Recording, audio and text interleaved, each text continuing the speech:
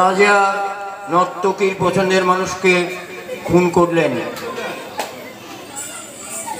রাজা নর্তকীকে নিয়ে কোনো এক গোপন জায়গায় নিয়ে গেলেন, সেখানে কবর দিয়ে দিলেন। এরপর দরজার পিছন দিকে বা কবরের মাঝখান থেকে অর্তিত্ব মাত্রা ফুটে উঠল।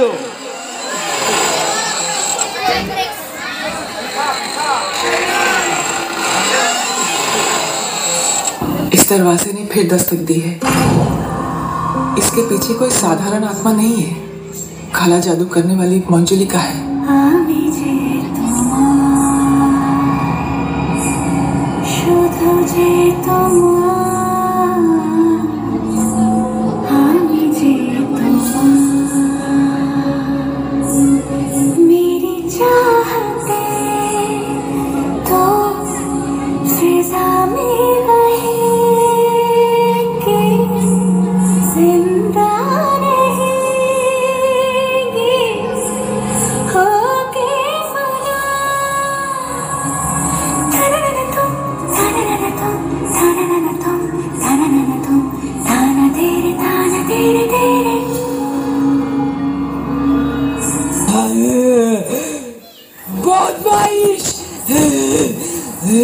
আমি তোর গলা কেটে দেব, তোর রক্ত খেতে চাই আমি।